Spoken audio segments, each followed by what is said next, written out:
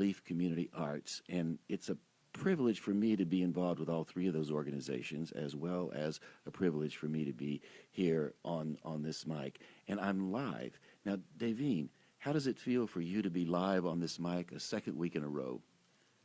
Well, I'm delighted to be here, and I'm really looking forward to hearing you recite that wonderful poem by Dylan Thomas. And I'm thinking, I'm not hearing you on the mic, so are we on here for you? Can you double check that? Oh, I think our mic is up there. Okay, there we go. Yeah, now sorry we're on about the that. air. We're on the air. I have to say also, often here at WPVM FM, I am privileged to come down here and have Davyne help me learn how to run this station. And not run the station, but run the audio for the station. And as you could tell just now, she's giving me a few tutorials.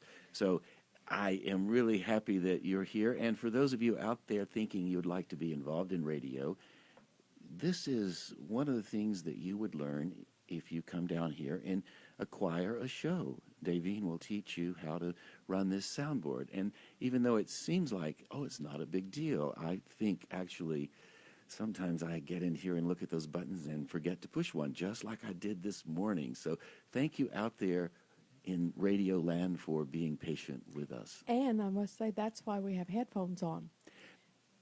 Because if you didn't have your headphones on and I was speaking and you didn't notice, you would think I was still on the air, but I wasn't. Yeah, so there we go. Another lesson in radio land. Yes. So I'm going to attempt something today that I haven't done before, and I would more or less do this show not as an interview with you, but just a show that celebrates the end of the year, December 20, what is today?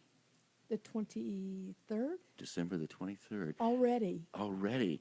And so I was thinking how much fun it would be for us to celebrate the Christmas season with a longer piece that I do every year at this time, and it's titled A Child's Christmas in Wales. And for those of you on Facebook, you can look in and see us here in the studio, and I'm going to present this to those of you out there who are listening, those of you who are on Facebook looking in on us, and if you're listening and you'd like to look in on us on Facebook, you're welcome to do that. How would somebody do that, Davyne? So you would go to our WPVM Facebook page. We have about almost 6,000 followers and fans, and you will see that we are live. There's a little window there for live video, and we are live right now. And we're very much alive, and for those of you who are viewing in, I appreciate you viewing in on our time here. We're so thrilled by that. So, Davyne, Merry Christmas. Thank you. Merry Christmas to you. And Merry Christmas to everybody out there. And those of you who aren't celebrating the Christian holiday of Christmas, Merry December, Happy Hanukkah, Happy Kwanzaa, and just happy life in general. And yes. Merry life. And, lift a glass to yourself and to your friends and to your family. And it's a beautiful day here in Asheville. I saw a pigeon over there on the yonder building. And I hope that pigeon is having as much a good time as we are right now.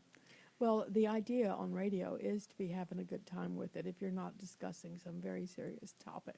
Well, so we're supposed to have fun. And the radio, you can even have a bit of humor when you're discussing serious topics. Yes, you can. But we will talk about... God knows you need humor. Yeah, we'll talk about comedy at another show. Yes. Maybe it's a comedy scene. Who knows? Yeah. So, A Child's Christmas in Wales. What I'd like to do right now is offer that to you. I'll give you a little bit of a background. I learned A Child's Christmas in Wales when I was much younger. I think it was 1987. That's a long time ago. And in 1987, I memorized it because I loved the language in A Child's Christmas in Wales, and I loved the way it unfolded. And the story was written by Dylan Thomas, and it's a memory piece. It's a man my age, I'm in my 60s, looking back on his childhood in Wales in the 1930s. It takes about 22 minutes to go from beginning to end. It begins on the afternoon of the day of Christmas Eve, and it runs all the way through until Christmas night and the evening of Christmas night. And a couple of things you need to know about it. There will be a boy who appears and the boy will ask the man some questions. The trope here is the boy is actually in the scene the whole time, and the boy is prodding the man to try to remember his time in Wales. And you'll have a scene where the boy, or where you'll have a scene where the boy in the story will be looking into some ice, and he will be seeing his own reflection. So he's going to be having a dialogue with his own reflection, which has always been interesting for me, because I think we are having dialogues with our own reflection. And I think that may be all you need to know about this right now. So I'm going to give you A Child's Christmas in Wales by Dylan Thomas. I've done this every Christmas. I do it as a gift for the community, and I thought, what better thing to do than have a little bit of a gift, since it is community radio. So, Davyne, are you ready? I am ready. Okay. I'm looking forward to this. And those of you out there watching it on Facebook, I hope you're ready too. So, and those of you who are listening, settle back. And this is A Child's Christmas in Wales by Dylan Thomas. One Christmas was so much like another in those years around the Seatown corner. And now they're out of all sound, except for the distant speaking of the voices I sometimes hear a moment before sleep. I can never remember whether it snowed for 6 days and 6 nights when I was 12, or whether it snowed for 12 days and 12 nights when I was 6.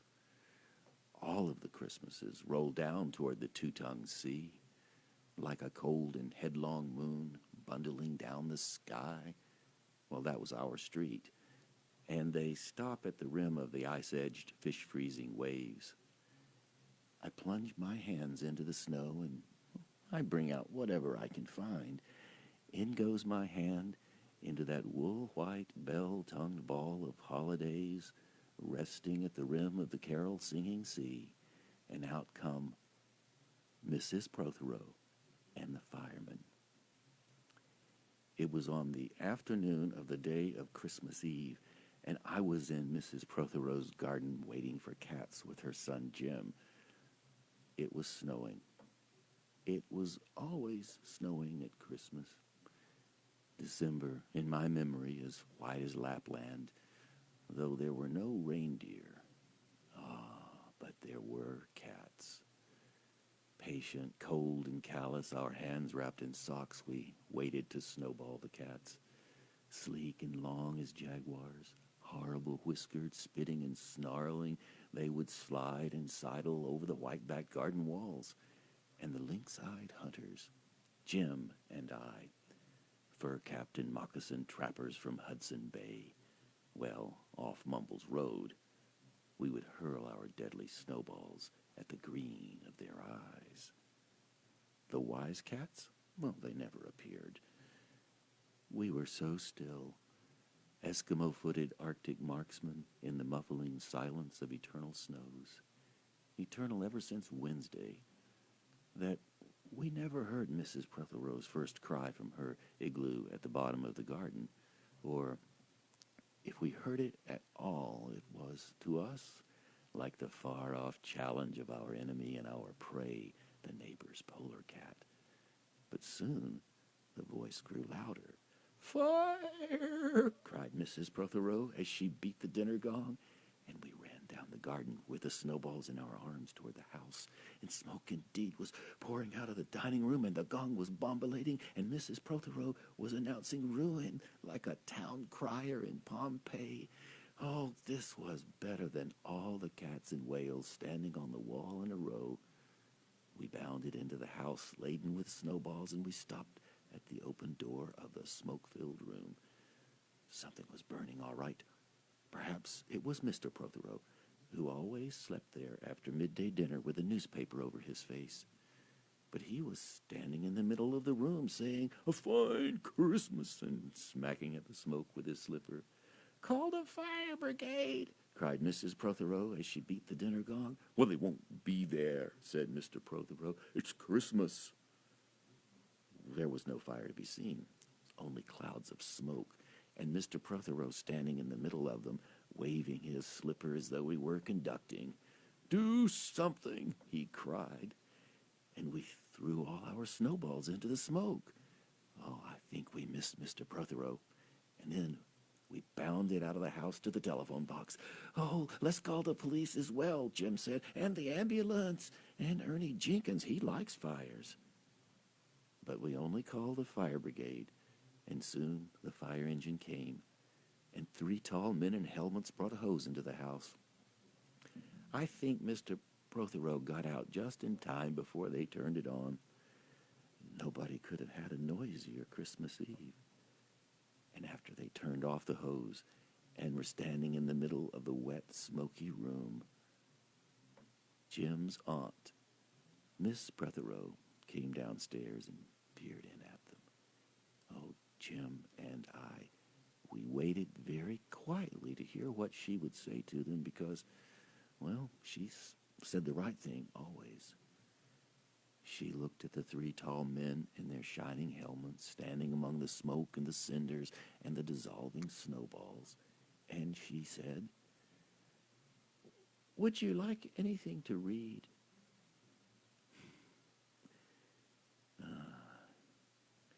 Years and years ago, when I was a boy, when there were wolves in Wales, and birds the color of red flannel petticoats whisked past the harp-shaped hills, and we sang and wallowed all day and all night in caves that smelt like Sunday afternoons in damp front farmhouse parlors, and we chased with the jawbones of deacons, the English and the bears, before the motor car, before the wheel, before the Duchess-faced horse, when we rode the daft and happy hills bareback. It snowed and it snowed.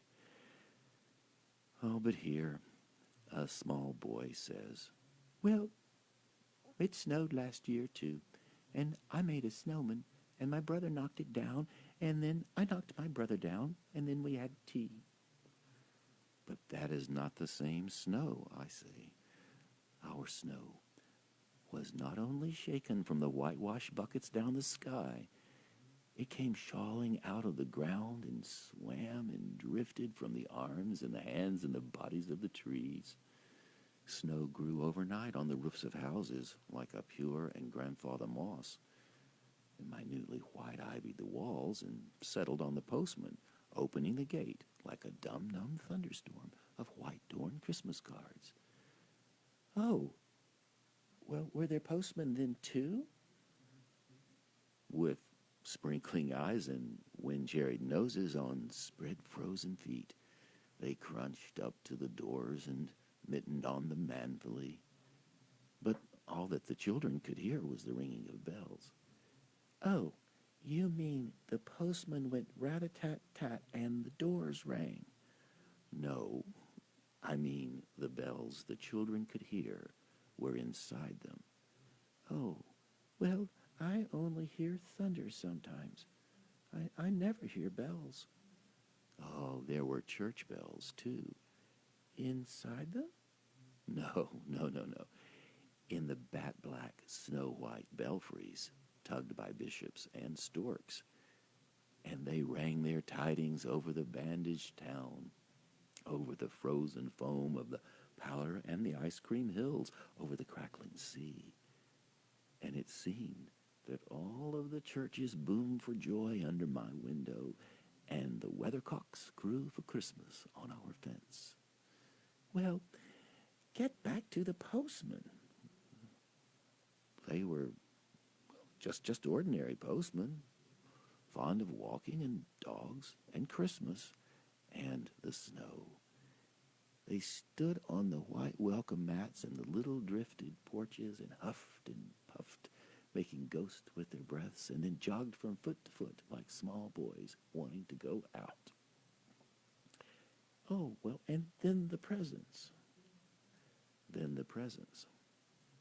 After the Christmas box, and the cold postman with the rose on his button nose tingled down the tea-tray slithered run of the chilly glinting hill. He went in his ice-bound boots like a man on fishmonger's slabs. He wagged his bag like a frozen camel's hump and dizzily turned the corner on one foot, and, by God, he was gone. go on to the presents. Oh, there were the useful presents.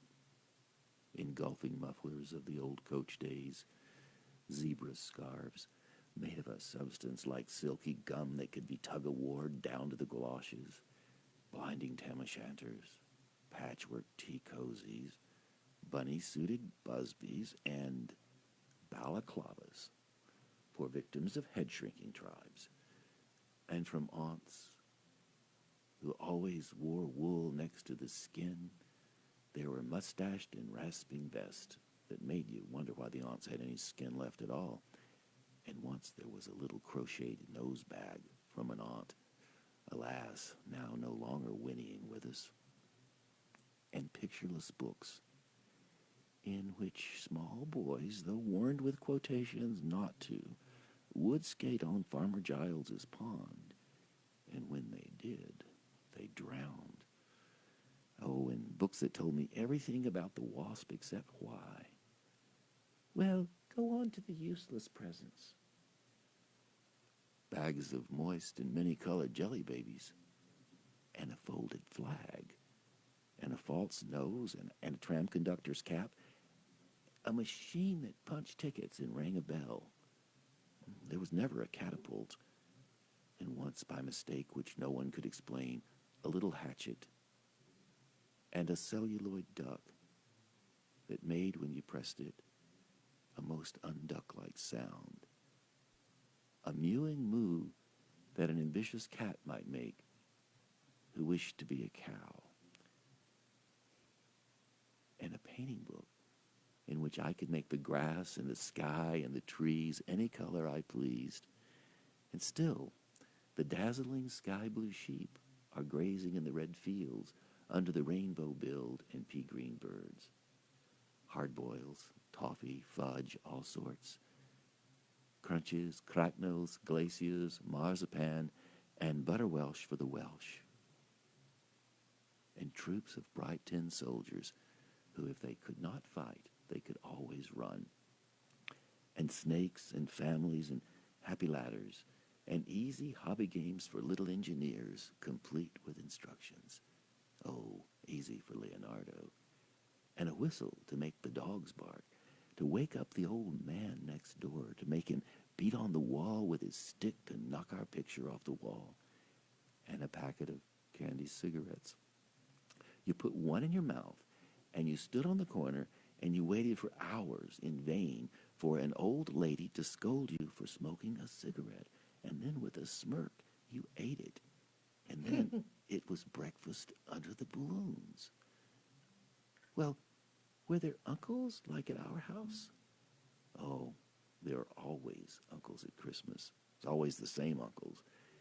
And on Christmas morning, with dog-disturbing whistle and sugar fags, I would scour the swathed town for news of the little world, and I would find always a dead bird by the white post office or the deserted swings, perhaps a robin, all but one of his fires out.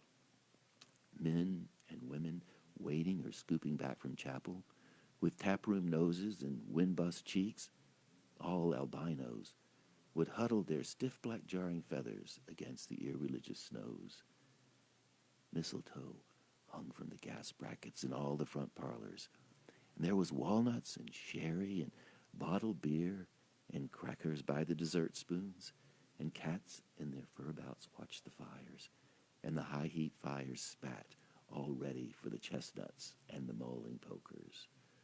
Some few large men, uncles almost certainly, sat in the front parlors trying their new cigars, holding them judiciously out at arm's length, returning them to their mouths, and then holding them out again as though waiting for the explosion.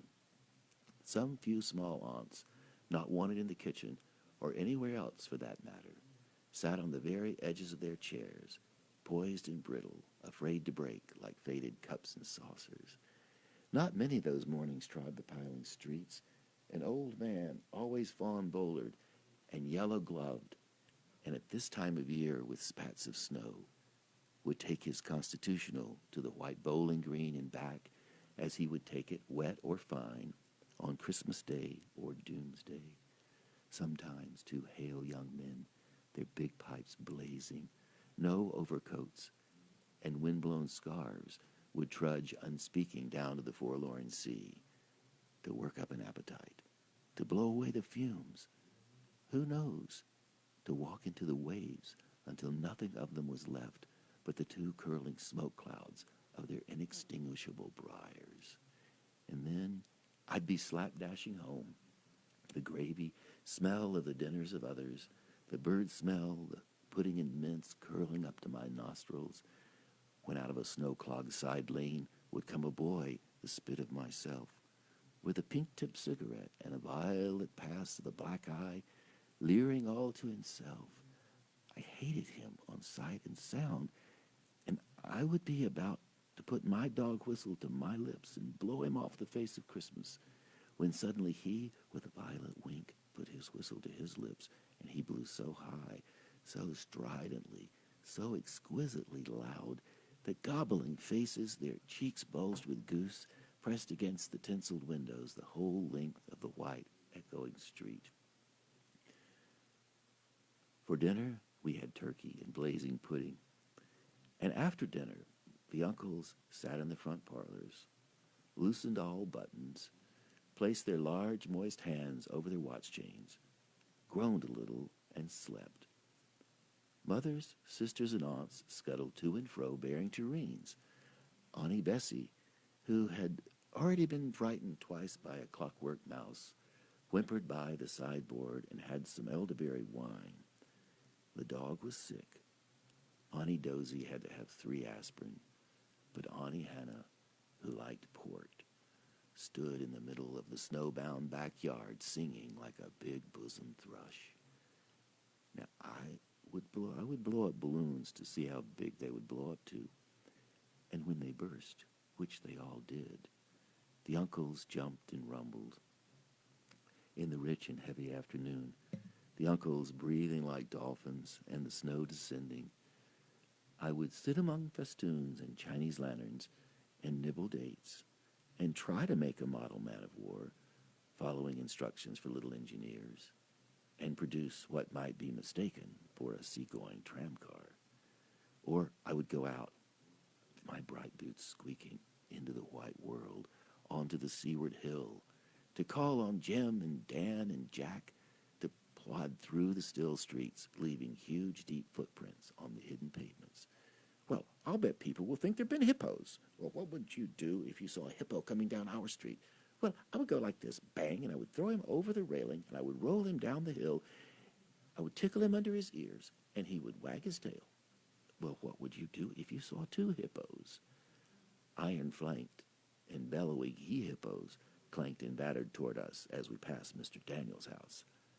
Let's post Mr. Daniel a snowball in his letterbox. Let's write things in the snow. Let's write, Mr. Daniel looks like a spaniel all over his front lawn. Or we walked on the white shore. Can the fishes see it snowing? The silent, one-clouded heavens drifted onto the sea, and now we were snow-blind travelers, lost on the North Hills, and the vast dewlap dogs with flasks around our necks, with vast dewlap dogs with flasks around their necks, ambled and shambled up to us, baying Excelsior. We returned home through the still streets, where only a few small children fumbled with bare red fingers in the wheel-rutted snow, and cat-called after us, their voices fading away into the cries of the dock-birds and the hooting of ships out in the whirling bay. At tea, the recovered uncles would be jolly. The ice cake loomed in the center of the table like a marble grave, and Auntie Hannah laced her tea with rum because it was only once a year. Bring out the tall tales now, we told by the fire, as the gaslight bubbled like a diver. Ghost wooed like owls in all of the long night when I dared not look over my shoulders. Animals lurked in the cubbyhole under the stairs where the gas meter ticked. And I remember we went singing carols once when there wasn't a shaving of the moon to light the flying street. At the end of a long road, was a drive that led to a large house, and we stumbled up the darkness of the drive that night, each one of us afraid, each one of us holding a stone in his hand in case, and all of us too brave to say a word. The wind through the trees made noises as of old and unpleasant, and maybe web-footed men wheezing in caves. We reached the black bulk of the house. "What shall we give them?" harked the herald. "No, no, no," Jim said. "Good King Wenceslas, I'll count 3. 1, 2, 3. And we began to sing. Our voices high and seemingly distant in the snow-felted darkness around the house, occupied by nobody we knew. We stood close together near the dark door. Good King Wenceslas looked out on the feast of Stephen. And then a small, dry voice, like the voice of someone who had not spoken in a long time, joined our singing. A small, dry, eggshell voice from the other side of the door. A small, dry voice through the keyhole. And when we stopped running, we were outside our house. The front room was lovely. Balloons floated under the water bottle, gulping gas. Everything was good again and shone over the town. Well, perhaps it was a ghost, Jim said. Perhaps it was trolls, Dan said, who was always reading. Well, let's go in and see if there's any jelly left, Jack said, and we did that. Always on Christmas night there was music. An uncle played the fiddle, a cousin sang Cherry Ripe, and another uncle played Drake's drum. It was very warm in the little house. Auntie Hannah, who had got onto the parsnip wine, sang a song about bleeding hearts and death. And then she sang another where she said her heart was like a bird's nest. And everyone laughed again. And then I went to bed. Looking through my bedroom window, out into the unending night and smoke-colored snow, I could see the music. I could see the lights coming from all the houses on our hill, and I could hear the music rising from them up the long and steadily falling night. I turned the gas down. I got into bed. I said some words to the close and holy darkness, and then I slept. And that, my friends, is Child's Christmas in Wales. Well, the imagery there, that's full of imagery, and I would have to read it slowly to capture in my mind all of the imagery, and I would have to have my Oxford English Dictionary beside me and go look at the meaning of the words at the time that this poem was written, or this it's not really a poem, is it? Well, it's a prose poem. Or it's a prose poem. It's a prose poem. So I would have to go look up in my Oxford English Dictionary what those particular words meant at that time in history. Well, yeah, and before we go on with that and pick up some other stuff in the next half an hour, I'd like to just pause and say you're listening to WPVM FM. And, well, actually, would you give the station somehow I get it confused when I'm online. So you're listening to WPVM LP in Asheville, North Carolina, 1037 on your dial, and globally at WPVMFM.org. So I get LP and FM. Sometimes I get those confused. It's low power. Low power. And you only have to say that at the top of the hour. I said it just now because you asked me to. Oh, okay. But you only have to say it at the beginning. That's an official FCC rule. Perfect. And then the rest of the time you can play around with the station ID. So, again. And you didn't mention what your show is, that this is fertile ground for Conversations worth listening to. Yes. So it's twice 5 miles. I usually have this wrapped down. Yes. So those of you who are looking in on Facebook and those of you who are listening, we all are students. And I am as much a student as anybody else. So I've been doing this show now for almost 2 years. Over 2 years. And most of the time I do it in the field so I can edit it and I can control it. But here in the station, when it's live, you still control, but the control is not quite the same. And you have a million things to remember And you have a million things to remember. that and you don't do it Yeah. in a controlled situation. And one of the things I like about community radio is that we can come in here and we can do this. We do not have to be perfect. Exactly. And that, to me, is quite a relief, and it's also a lot of fun. So when I flub things up or forget what I need to say, it's okay. Yes. And that's what I love about this. Yeah, well, that's how, we're all human, and we all flub up, and that's part of life. Which brings And me... and it can be fun. It is fun, actually. And I think the more you flub, the more you find your way. Mm-hmm. And I also wanted to say, before I move back into A Child's Christmas in Wales, and you can ask me some questions and we can talk about it and talk about what it means to be, what it is as a poem and whatnot.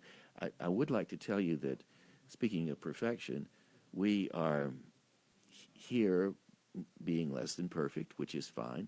I'm also going to do something in the spring, starting on the 29th of January, and it will run through the 5th of March.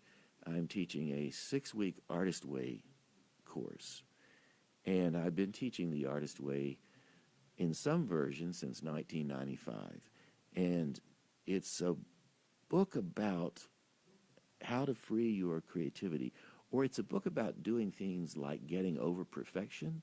And this is probably one of the best examples. This radio station is, for me, one of the best examples of a creative challenge I was willing to take up.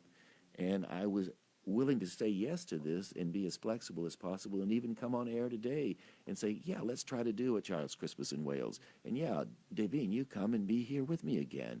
And talk to you folks out there in the audience. And the reason I did that, and the reason I said yes to it, was because years and years ago, when I was not as much of a man as I am now, but still quite not a boy, I read The Artist Way, and part of what I learned was to say yes to things that seemed to maybe be a bit daunting. So I've been involved teaching people. Well, actually, I should say I've been not teaching, because I don't think you can teach creativity. What you can do is gather a group of people together and have them be part of a creative process. And so I've been facilitating these Artist Way experiences in creative circles for many years, and I'm going to be doing another one. And if you'd like to find out more about it, jamesnave.com, Nave spelled N-A-V-E. You can go to the website, and there's a little video there and a little bit of a write-up, and you can connect with me through that. And so I do that not so much because I think I want to be the great teacher. I do it because I think it's really important right now in 2018, 2019, as we turn toward the next year, to practice what I call creative leadership. And again, Davyne, you practice creative leadership here at the station. And so I really think if we all get together as creative people and practice that notion of creative leadership, and creative leadership means leading yourself, doing something that you feel moved to do. So in our Artist Way class, which is really a tribal gathering, and the only thing we don't have is a fire in the middle, and that's because it's at the Asheville Training Center, which is a great yoga studio on Ashland Avenue. And, I don't think Joy Lavoie would want me to build a fire in the middle of her beautiful yoga studio, but we could have an imaginary fire, as we are having today. Mm-hmm. And when The Child's Christmas in Wales came about by Dylan Thomas in the late 40s, and I think he read it and recorded it, and you can see him read it on YouTube or hear him read it on YouTube, he had a fire as well. So coming back to A Child's Christmas in Wales, pick up where you left off, saying you needed a dictionary. Yeah, so in my best poetry class in college, I was instructed to purchase, or I was inspired to purchase, the Oxford English Dictionary, the version that you have to read the definitions with a magnifying glass. And so that particular professor was really a wonderful professor, and got you to. He was inspirational in getting you beyond the fear of writing your thoughts down. So he would give us these pop quizzes all the time, and so we were forced to write down without thinking, oh, I'm fearful of doing this. Right. So the two things that he did in the significant things that he did in that class was introduce me to the Oxford English Dictionary, and inspired me to get over fear of writing. And fear of writing ties into fear of being creative in general. And one of the things that I have come to understand, partly because I decided back in 1981 to make my living out of my own creativity. Mm-hmm. And so I am very aware of the fact of getting over that wall of fear of rejection, fear of putting yourself out there for the world to either agree to or and appreciate or not. So and that kind of ties into your not seminar that you're fixing to have, but the Artist Way. And I read Artist Way, and back in shortly after the book came out. Was it in the early 90s that it came out? I think the book came out. The Artist's Way was published in the early 90s. Yes.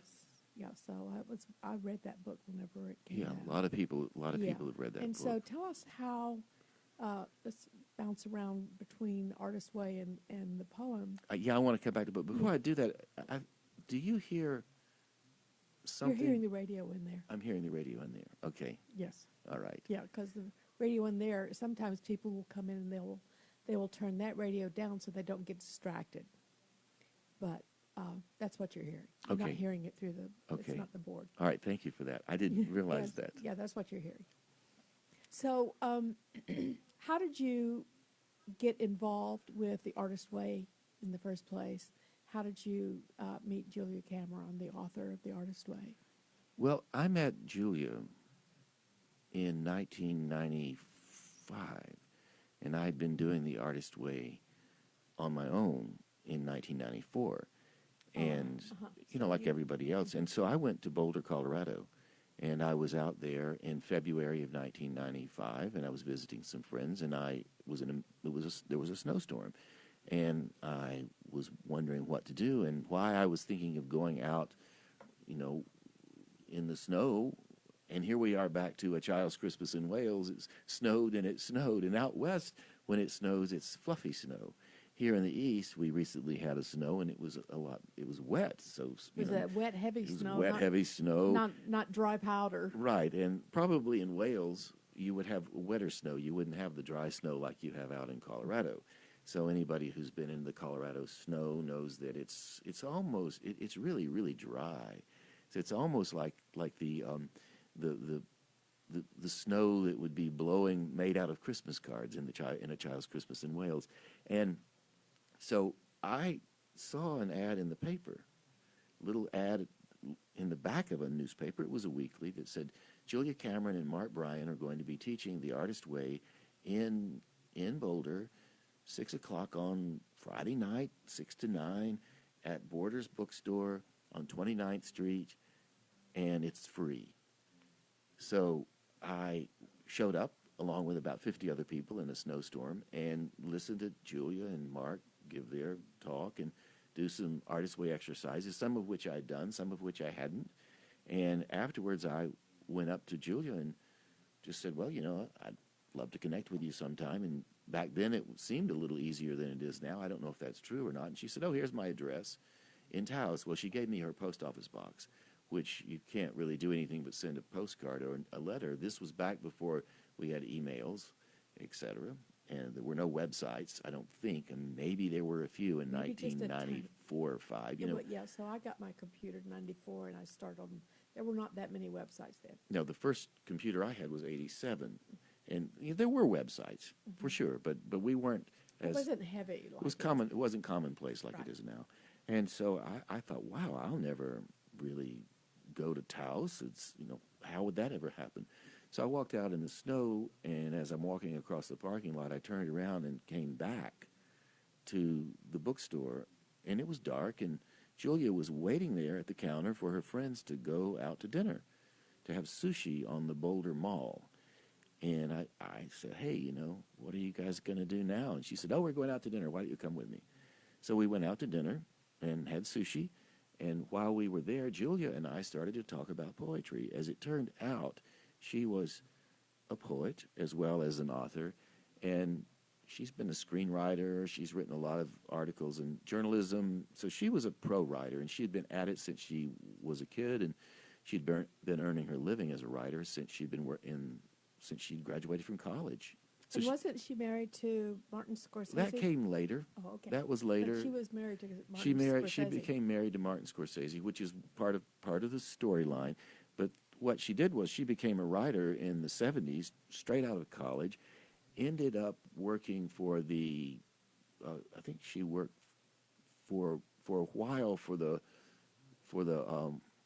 Washington Post, and she was working for the Washington Post during the Watergate time. So she was in the newsroom when Woodward and Bernstein, actually Robert Redford and Dustin Hoffman came in as Woodward and Bernstein because they were developing the movie at the time. So she was working in the newsroom when that happened. And then she went on from there to work at the Rolling Stone magazine, which was, again, in its early stages, right? Mm-hmm. And now the Rolling Stone is commonplace in all the grocery stores. You pick it up and read what's happening in the music business or a little bit of gossip or whatever they write. And she was working for the Rolling Stone after she worked for the Washington Post, plus a lot of other journals. So she was the entertainment editor for the Rolling Stone in New York during the 1970s. And that was a little bit like maybe Asheville is now. All these artists are here, lots of people all over the place. You go across the street from where we are now, and you have the Trade and Lore Cafe, and they have a stage in the back, and you can often go in there at night and see shows, and people are really trying to, make their chops. And now, of course, we're in the internet world and the digital world and all of that, so people are generating a lot of material, not unlike what they were doing in the 70s when Julia was working in New York. And so all of the people in New York at the time, like Martin Scorsese and Steven Spielberg and all of these household names, these were people no different than the people here in Asheville trying to make it. And one of the ways they made it in New York, they managed to get written up in Rolling Stone. Now, I suppose you might compare Mountain Express to Rolling Stone in terms of what Mountain Express does here in Asheville regarding how it features the artist. So if you were the entertainment editor at Mountain Express, you would have the same job that Julia had in New York with Rolling Stone. Maybe, of course, a bigger scale, because Rolling Stone even then was bigger because it was New York City, but the idea was the same. So when people would come to her, she would write these articles about them. And during the time she was writing all these articles, that's when she met Martin Scorsese. He was making Taxi Driver. They were all young. They went out together, started dating, and lo and behold, they got married, and she worked on those movies with him. And it's not really that unusual a story. We all have some version of that story. Except that Martin Scorsese is one of my favorite directors, producers. Well, that's true. And one of the things I often think about, and his quote remains on The Artist's Way to this day, but one of the things I often think about when I think about those stories, Martin Scorsese is now a household name, one of the great directors. And there weren't that many. John Huston was another great director. And I'm thinking of, I don't know. I don't know movies that well, but I know that there are others, but they're sort of slipping my mind. But I do know Oliver Stone. Yeah, Oliver Stone, but he's more current. And I don't really know who's great and who's not, although I do know Martin Scorsese. Let's say he's influential. Mm-hmm. And anyway, but at the time they weren't. They were just trying to make it in the movie business. And then they both became very influential. Well, Julia eventually is influential to any of us trying to find our artist way. Right. So anybody who does work over a long period of time, if you focus on your community, if you focus on yourself as a creative leader of service to those around you, it doesn't really have to be a big splash. You can really influence a few in your group, and you will end up maybe having as big an impact as somebody who has a really grand name. You really never know. And that's why this stuff is so important. So when I met Julia, she and I talked about poetry. Well, as it turned out, she knew Mark Smith, who was one of the original founders of the Poetry Slam. Many people say he was the grandfather, the Slam Pappy, they call Mark, and he was holding the Poetry Slam at the Green Mill in Chicago, which is Julia's home. So the story she told me, she said, well, I went down to the Green Mill and I signed up and I did a slam, and I lost to a woman who was so much more, she was so sexy on the open mic, and I was just not willing to go there. So I think my poem was better, but I lost to her because the judges scored her higher, and that's the last time I've ever slammed. But I know Mark, and I said, yeah, Mark and I are good friends. And she said, yeah, well, tell him hi for me. So that was really, our connection was made through poetry.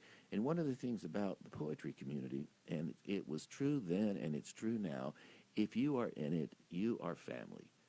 And all you have to do is say, yeah, I show up at the page. Yeah, I'm a poet. And a poet can be anybody that writes anything, and eventually you might form it into a poem. But you don't really have to start out writing a poem. But even if you write a little bit, it's going to be creative. It's going to have a poetic verve to it. So that's how Julia and I got started. And then she was looking for somebody to help her found the Artist Way Creativity Camp in Taos, New Mexico. Well, I was traveling around doing performance poetry. I was producing all kinds of events. I was just getting involved with the Leaf Festival in the early days. Actually, the first Leaf Festival was in '95 as well, and that was in May, I believe. Thank you, Jennifer Pickering. That was a long time ago. Those of you who are happy Leafers know what it looks like now, and in many ways, the vibe you have at Leaf now is the vibe we had at Leaf when it first started. I love the way that's remained creative, and in some ways the same. The foundation of Leaf has been the same, and it's the foundation of creative leadership. Mm-hmm. So Julia was looking for somebody to help her produce Artist Way creativity camps. And the reason she wanted to do the camp was because another writer who was living in Taos at the time, Natalie Goldberg, was doing her conference there.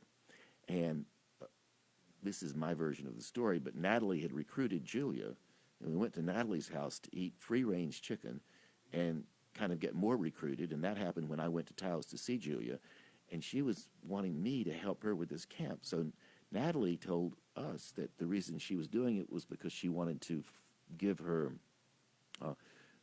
her people, the people that loved her, her fans, an opportunity to come and study with her, but she was also trying to help the two people that owned the Mabel Dodge Lujan house pay the rent. So Julia was going like, well, I can help them pay the rent too. We can have a camp, and we can give them some money, and then we'll make some money, and everybody will have fun in Taos. And that's what we did. Wow. And it was pretty simple, and we often would divvy up our take in a laundromat. While we were, one time we did that, we were drying clothes in a laundromat. Here. Well, we did pretty good. This was good. It was a lot of work, but it was good. So that's how I got started in the Artist Way, and how I got started teaching the creativity 6-week, 12-week courses and the creativity weekends, and sometimes consulting with people as well. Julia just said, hey, you've done a couple of creativity camps. You've done this. You can go you can facilitate this. And what she knew and what I learned was you really can't teach creativity. It's everywhere. We are creative by nature. Just needs to be encouraged. It can be encouraged, and you can encourage somebody. Actually, creativity doesn't need to be encouraged. Our willingness to engage what's already there for us is what we encourage. Yes. And once you start doing that, a lot of what we talk about when we say I'm afraid to be creative, or I'm blocked, we're really talking about organization. It's like, for example, here we sit at this mic, and it's all about organization. And being willing to be vulnerable and expose your inner self. That's true. Being willing to be vulnerable, and then when you are vulnerable, you're going to expose the hurrahs and the accolades. Yeah, you're going to expose your inner self. Yes. If you intimacy. Yes. If you're going to be vulnerable, you will. Intimacy, that's good. Yeah, that's an acting term that if you've been in the acting business, you probably heard that in the acting classes. Open yourself up and let people see. So in a way, this is a very vulnerable show for me. maybe for you too. I'm happy to be here, and I know that we are exploring as we go, and we have just a few minutes left, maybe only 9 more minutes left of the show. Well, speaking about vulnerability, so I designed fancy ladies' hats, and Right. so I would make them, and I did some jewelry. So like it's You're wearing your is one of my pieces. So, but that decision back in 1981 or 82 to make my living out of my own creativity, I did it right up until I actually retired, and so it's the decision that I made back in 1982 of just going out on a limb with no support and seeing what would happen is basically why I gathered the skills together to be able to revive this radio station. Exactly. I mean, these skills that we have, these production skills, fit anywhere. And sometimes creativity, or how we organize creativity, and those of you watching on Facebook, I'm sure have had this experience yourself, where you organize something and maybe it becomes commercial, or maybe it just becomes satisfying. I mean, like the satisfying is the for me, that's the big thing. That's that right. It's satisfying that I can look back on the year, like we're closing up on the end of the year. I can look back on the year and be very satisfied with the progress that's been made. Here at the radio station. Or in my life Or in general, yeah. but exactly in the station in general too. You're right. And I will say, one of the reasons I said yes to you almost 3 years ago was because of the Artist's Way. You said, well, would you like to do a radio show? And I almost said no. I almost made a creative U-turn. And yet I love radio. And I thought, I can't do that. That's too much trouble. It's too much. It'll take too much time. And then I thought, oh my gosh, that's a creative U-turn. Don't do that. Just go forward, say yes, and work it out. And this is the kind of station that asks all of its participants to give their time. This is about a donation of creativity. This is... It's a labor of love. It's called non-commercial for a reason, Yes. right? Yes. And it's a good example of how one can put your love in a direction, and it pays off in many, many ways. I mean, wealth is measured on multiple levels, Yes. rather than just how one views the checkbook at Yes, the end of the month. exactly. Yeah. And so Julia and I did the Artist's Way creativity camps, and we probably did 16 of them. Maybe, I don't even know. We did it over a period of 8 years, and she and I taught a 6-week Artist's Way, 12-week Artist's Way class in New York City. We had 60 people in the class, and I probably taught 30, 40, week-long Artist's Way classes. I have lots and lots of friends from those classes, and some of you out there viewing on Facebook or listening to the show, you may well have been in one of my classes. So thanks for listening today, and thanks for watching. Yeah. Before we close this out, I would like to come back to A Child's Christmas in Wales. And what I would like to say about it is, indeed, it is a poem. I memorized it in 1987. Ian Robertson, a friend of mine who was at Warren Wilson at the time, was reading it to his young family. And when I heard Ian read it, I thought, my gosh, that would be something interesting to memorize over a long period of time. So I've been working on this piece since 1987, performing it in all kinds of different settings. And I don't know if it's completely above my acting pay grade. It certainly is the kind of piece that maybe always stays above everybody's acting pay grade, because it is complicated. And to hear it once is nice. To hear it twice is nice. I can say I've been performing it in one way or another since 1987. So that's a long time. And I don't know how many times I've gone over that piece. And I don't know how many times I've rehearsed it. Nor do I know, or will I ever try to remember, how many times I have performed it. And every single time is different. And I learned something about it every time. And I'm learning more now about it than ever. That's why I mentioned the Oxford English Dictionary, because there's so much, it's so rich that you would need to actually sit down and, if you're not performing like you are on a regular basis, if you wanted to really gather the whole gist of the story, is you need to figure out some of what those words meant at the same Sure. time. Sure, and also it's something else to remember when you're doing creative work. It's important to remember that a lot of our memories are jumbled. Mm-hmm. And so part of it is organization. Like if you look at A Child's Christmas in Wales, one of the reasons it has endured is because it's extremely well organized. Mm-hmm. And it's very complicated, and it's psychologically quite demanding. Uh-huh. You know, when the balloons burst, and the balloons are a metaphor for the lives of the people in Wales. Yes. You know, it was cold and depressing at the time. Yes. The boys in the backyard throwing snowballs at the cats, those probably were feral cats. And, you know, cats were probably as common as rats in Wales, and maybe some of them had rabies. So maybe those boys were actually hunting those cats because the cats were actually dangerous. Yes. We think of, oh, how sweet, the little kitten, and these monsters were back there chewing on the babies or whatever. Who knows what the cats were doing? So it can go in all kinds of directions. Yes, yes. But it was a very rich story, and thank you very much for doing it. And I was delighted to be able to listen to it. Well, it is a And real we're pleasure. going to be recording it. We're going to be capturing it and inserting it into our library to play on Christmas Day periodically. So listen to it. Listen for it on the radio.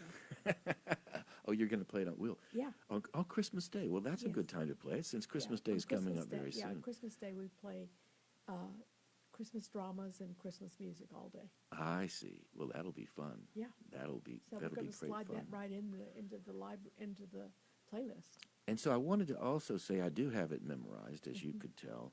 And memorization is impressive when you see somebody do it. And you Yes. think, how did they do that? Yeah. Oh, my God, I don't have the memory. I don't have the mind to do that.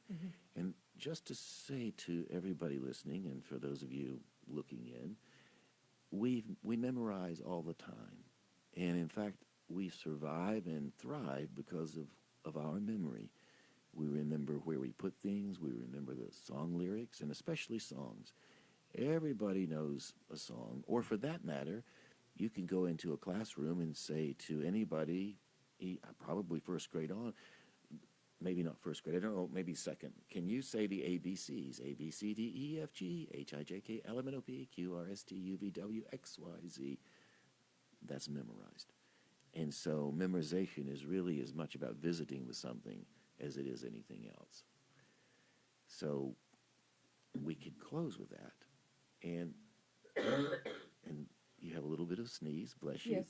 And I would just like to say thank you everyone for listening, and you have been listening to Twice 5 Miles, fertile ground for conversations worth listening to. I'm your host, James Nave, and we are broadcasting on WPVM FM. And I thank you for listening, and I look forward to having you tune in again next week. Thank you so much. Let's do this. So I started packing up the quilt and the few things I'd brought along to me. And as I was standing up to walk back to the car,